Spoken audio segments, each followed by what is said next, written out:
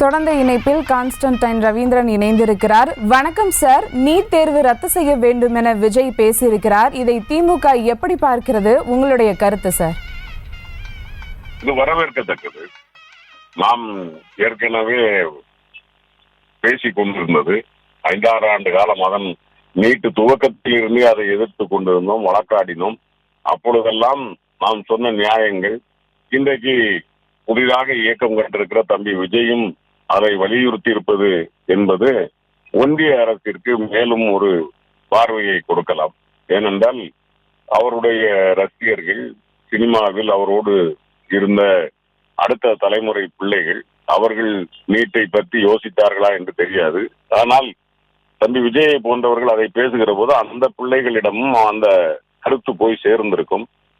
நாங்கள் பேசுவது மாநில உரிமைகள், மாநில சுயாட்சி குறித்தது, மாணவர்களுக்கானது என்று நாம் சொல்லுகிற போது இது நியாயம் என்று தெரிந்தாலும் கூட சில பேர் திமுக சொல்வதால் நாம் ஏற்றுக்கொள்ள முடியாமல் இருந்தார்கள். ஆனால் அதில் வெளிப்படையாக தம்பி விஜய் கருத்து சொல்லி இருப்பது பாராட்டத்தக்கது.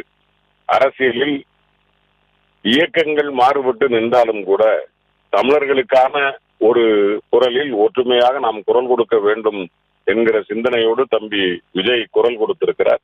அந்த வகையில் இனிமேலாவது ஒன்றிய அரசு இது திமுக என்பது அரசியலுக்காக இதை பேசவில்லை, தமிழ்நாட்டு மக்களினுடைய உணர்வாக, தமிழக மாணவர்களுடைய உணர்வாகத்தான் இதை கொண்டு வந்திருக்கிறார்கள் என்பதை உணர்ந்து கொண்டு ஏற்கனவே பாராளுமன்றத்தில் நேற்றும் இன்னைக்கும் பேசுகிற போது அண்ணன் ராசா போன்றவர்கள், அண்ணன் திருமாவளவன் போன்றவர்கள் இவர்களெல்லாம் நீட்டு தேர்வுக்கு தீர்மானத்திற்கு நீங்கள் விலக்களித்து தமிழ்நாட்டிற்கு விலக்களிக்க வேண்டும் என்று பாராளுமன்ற உறுப்பினர்கள் கேட்டுக்கொண்டிருக்கிற இந்த சூழ்நிலையில், இதுவரைக்கும் நாம் மட்டுமே போராடி வந்த சூழ்நிலையில், இந்தியாவே போராடி கொண்டிருக்கிற சூழலில் தன் விஜயின் குரலும் அதில் சேர்ந்து ஒலித்திருப்பது என்பது வரவேற்கத்தக்கது.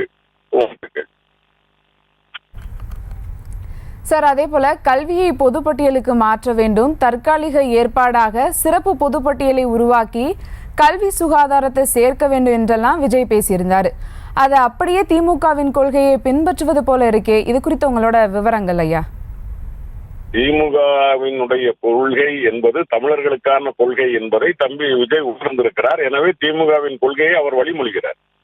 திமுக பேசுவது என்பது திமுகவிற்கானது அல்லது அரசியலுக்கானது என்பதல்ல, இந்த சமூகத்திற்கானது. ஒரு சமூக இயக்கம் திமுக என்பதை பேரறிஞர் அண்ணாவும் தலைவர் கலைஞரும் நிலைநிறுத்தியதை இன்றைக்கு மாண்புமிகு முதல்வர் தளபதி ஸ்டாலினும் அதை வாழையடி வாழையாக அந்த கொள்கைகளை கொண்டு செல்லுகிறார்.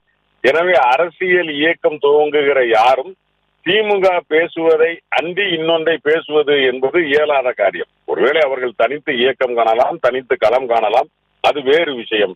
ஆனால் திராவிட முன்னேற்ற கழகம் அல்லது திராவிட இயக்க சிந்தனைகள் என்பது தமிழர்கள் சார்ந்தது, தமிழ்நாடு சார்ந்தது என்பதை நாம் அதை பார்க்கிறோம். அது மட்டுமல்ல, அரசியலில் கான்ஸ்டிடியூஷனல் ஒன்றிய அரசிற்கான அதிகாரங்கள், மாநில அரசிற்கான அதிகாரங்கள் இரண்டிற்குமான பொதுப்பட்டியல் என்று அவர்கள் வைத்திருக்கிறார்கள். அதிலே அவர் நாம் சொல்லிக் கொண்டிருப்பது மாநில பட்டியலுக்கு கல்வியை மாற்றிவிட வேண்டும். ஏனென்றால் 1975 எமர்ஜென்சிக்கு முன்னால் மாநில பட்டியலில் இருந்ததுதான் அம்மையார் இந்திரா காந்தி அவர்கள் அந்த எமர்ஜென்சி பீரியட்லேயே 5 துறைகளை கொண்டு போனார். அதில் 3-4 துறைகள் மீண்டும் மாநில பட்டியலுக்கு வந்தது. ஆனால் கல்வி மட்டும் வரவில்லை. தொடர்ந்து குரல் கொடுத்து கொண்டிருந்தோம். என்னை பொறுத்த வரைக்கும் கல்வி என்பது எக்காரணத்தை முன்னிட்டும் பொதுப்பட்டியலில் இருக்க முடியாது. உயர்கல்வி அதில் யுஜிசி அவர்களுடைய கைட்லைன் இருந்தாலும் கூட மாநில அரசுக்கான அதிகாரம் இருந்தால்தான் எது எப்படி என்பதை தீர்மானிக்க முடியும். நமது மாணவர்கள் எதை படிக்க வேண்டும், அவர்களுக்கான வேலை வாய்ப்பு என்ன இருக்கிறது, அப்படியானால் அந்த களத்தில் அவர்களை, அந்த புலத்தில் அவர்களை எப்படி மேன்மையாக்குவது என்பதையெல்லாம் ஒரு மாநில அரசு தான் மக்களோடு நெருக்கத்தில் இருக்கக்கூடியது. எனவே அந்த கல்வி என்பது நமது பண்பாடு, நமது கலாச்சாரம், நமது முன்னோர்களுடைய வரலாறு சார்ந்தது என்கிற காரணத்தினால் அது மாநில பட்டியலில் இருக்க வேண்டும் என்பதை பேரறிஞர் அண்ணா ஏற்கனவே அவர் காலத்தில் இருக்கிற போதே அதனுடைய வழிமொழிந்தார்.